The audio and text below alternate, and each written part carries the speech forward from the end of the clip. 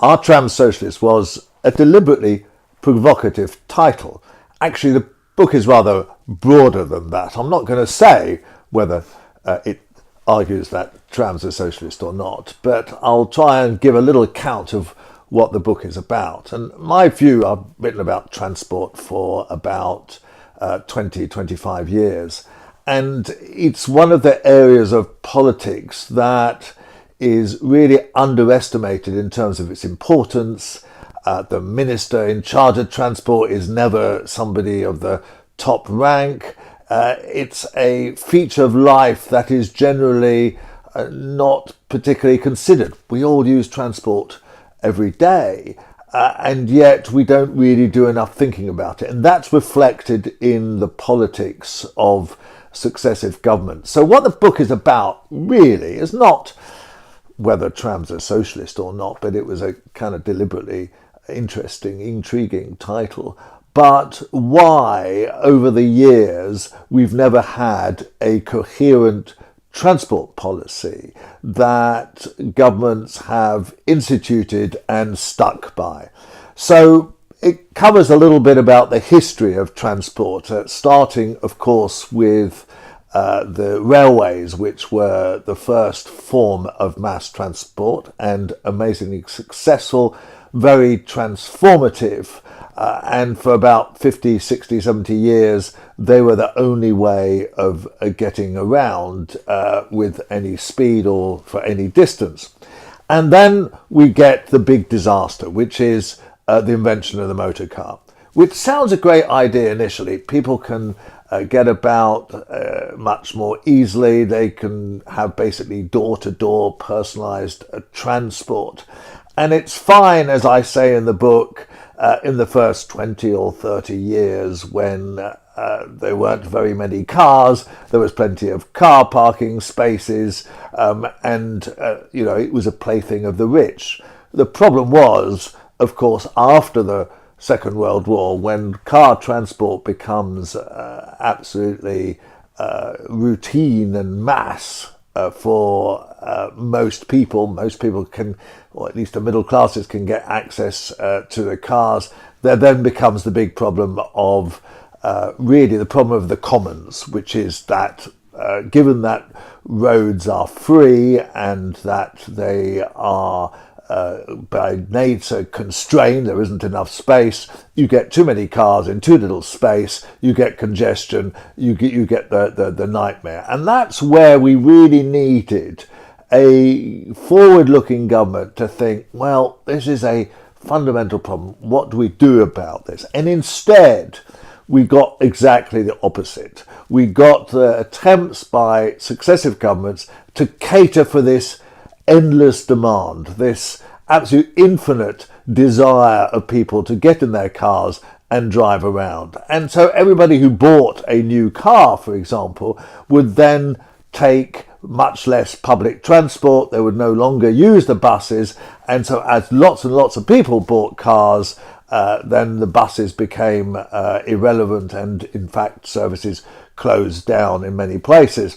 And then we got beaching and the railways, whereby, again, there was that lack of coherent thinking from government, which essentially said, well, the railway is 19th century invention, we don't really need these anymore, they're expensive to run, they're loss-making and so on, let's close much of the network down. And so Beeching cut a third of the railways. Now, of course, some of that was completely uneconomic and unnecessary, but much of it would be fantastically useful today. So the 60s and Beeching and the building of the motorways was really the apogee of the time when we thought that the car was king, everything could be solved through individual motorized transport. And then there began in the late 60s, 70s, a realization that this was not the case.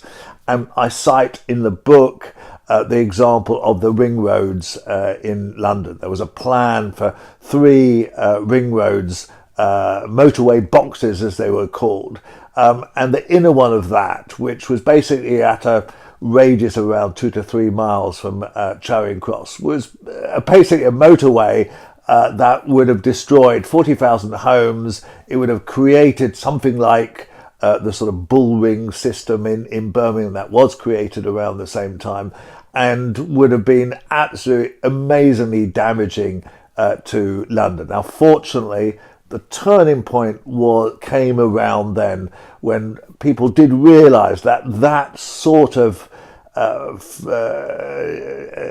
slavish adherence to the idea that the car was king and roads had to be built everywhere was a mistake. And so we began to get a reversal of policy where we got, for example, traffic wardens controlling parking in cities. We got controlled parking zones in residential areas. We got bus lanes.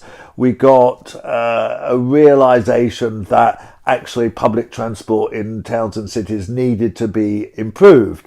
And we've bumbled along on that basis really since the 1970s, the 1980s. We've understood that there are limits to the potential of the car serving all our transport needs. But we've never recognised, we've never taken further forward the idea that the alternative has to be provided and that cars have to be restricted in some way, not just because of congestion, but because of pollution and because of sheer livability.